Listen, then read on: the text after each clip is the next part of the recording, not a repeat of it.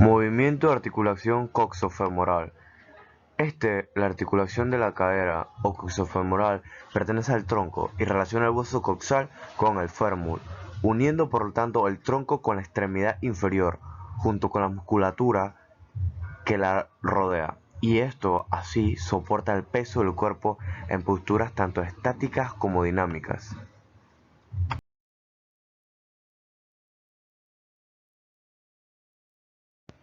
El músculo géminos. Este es el músculo que se bifurca en dos vertientes. Ambas se encuentran en la parte profunda de la región glútea. Estos vienen siendo pequeños y aplanados y ocupan el borde superior e inferior del agujero obturador. El sartorio es un músculo compuesto de tejido esquelético tipo estriado que se localiza desde la parte interna de la pelvis hasta la zona de la rodilla. Es decir, que tiene un recorrido que atraviesa cada miembro inferior, por lo tanto, tienen funciones relacionadas con la flexión de la pierna. Entonces, ¿dónde se encuentra? Entonces, atraviesa el músculo en forma ciertamente diagonal, es el músculo más largo del cuerpo humano y forma parte del triángulo escarpa y de los músculos de la pata de ganso. Y el tensor de la fascia lata estabiliza la rodilla en extensión, trabajando con el músculo glúteo mayor sobre la cintilla iliotibial lateral y al trocánter mayor lo ayuda también. Esto estabiliza la articulación de la cadera manteniendo encajada la cabeza del fémur en el acetábulo. El recto anterior. Esto es una porción del músculo cuádriceps. Solamente esta cabeza es biarticular. En la espina ilíaca anterior e inferior se forma un músculo fusiforme que se reúne con otra zona originada en el canal supracondileo, formándose así un músculo acintado que ocupa toda la cara anterior del muslo.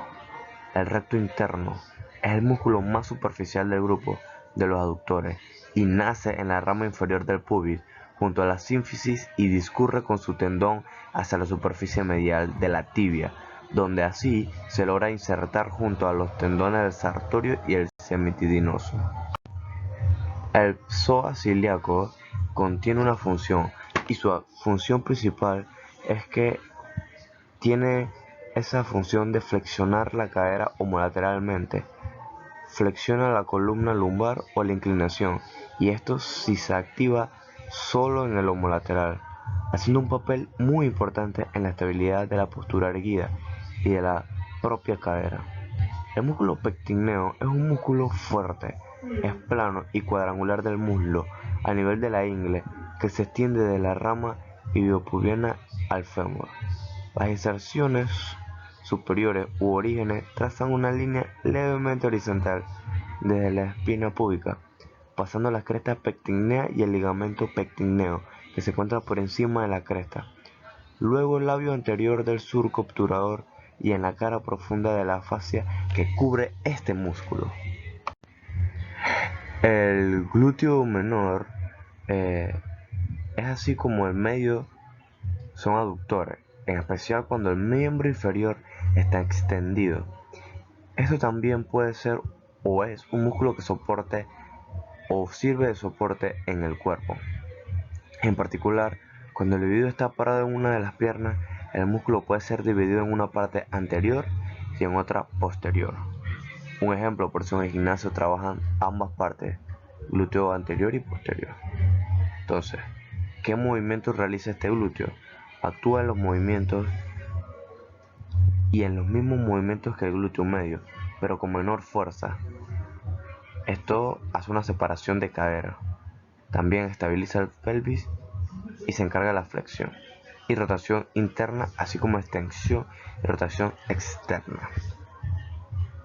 Y el glúteo medio es el principal músculo estabilizador de la pelvis, siempre y cuando nos apoyamos en un solo pie.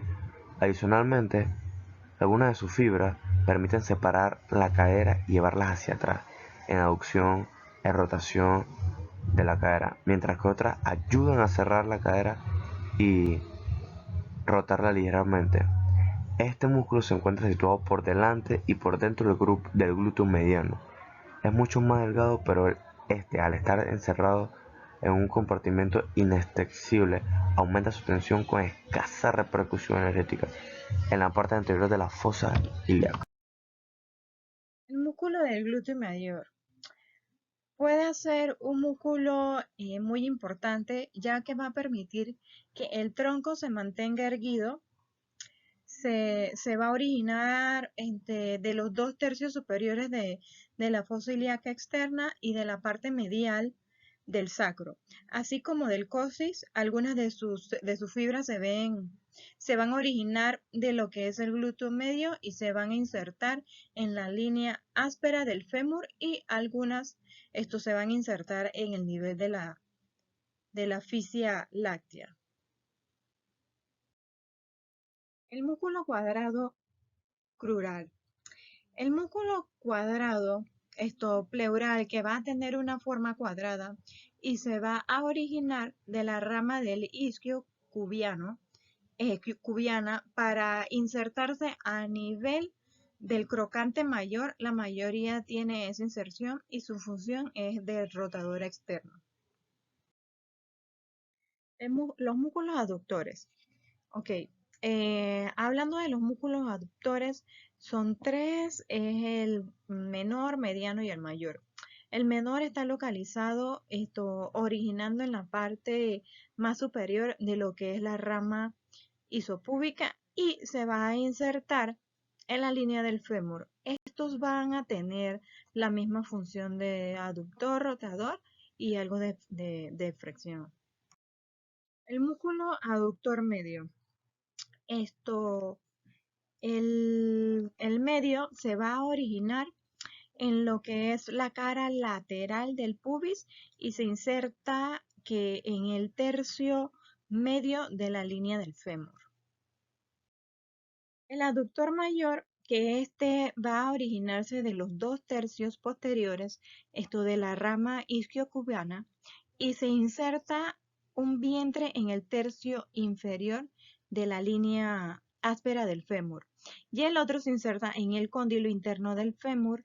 Entre ellos se va a formar un orificio en el cual se difunde la arteria femoral que va en dirección hacia la rodilla, que sería este orificio. Y valoración radiográfica. Hablando ahora de lo que es la valoración radiográfica, pues vamos a ver que en lo que respecta a la radiografía simple de cadera, esto va a tener entre sus principales indicaciones la artropatía degenerativa, la artropatía secundaria, como por ejemplo por algún tipo de pirofosfato de calcio, la artritis reumatoide, por ejemplo, como nos ayuda a evaluar la evaluación de las enfermedades, que si estuviera en diferentes etapas de la osteoporosis, o cuando se erosiona o parecen quistes, entre otras cosas. También esto nos sirve para evaluar lo que es las condromatosis, que son los cartílagos.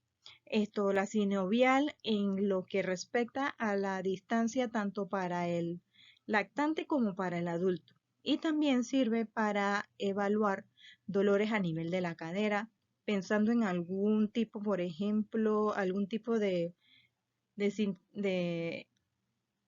cintamiento fémuro-acitubular. Ok, la proyección es anteroposterior de pelvis. Vamos a ver que existen proyecciones tanto especiales como básicas. Algunas de ellas especiales para este tipo de patologías están en una proyección anteroposterior de pelvis. Esta nos va a ayudar para evaluar fracturas, luxaciones, artropatías degenerativas. En esta proyección anteroposterior de pelvis, vamos a colocar al paciente de cúbito supino con los brazos a nivel del tórax. También lo podemos colocar a los costados. Vamos a centrar al paciente en la línea media del radio y la mesa y evitar que la cadera se rote. Los miembros inferiores deben de estar extendidos, levemente abiertos y una rotación interna aproximadamente de 15 a 20 grados.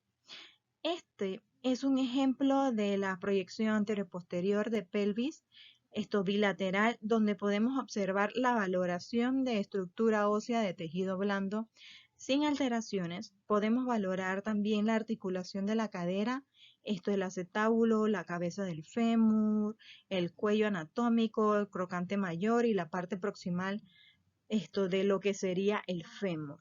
Podemos también decir que la cadera está levemente rotada en esta proyección, ya que estos agujeros se encuentran disminuidos.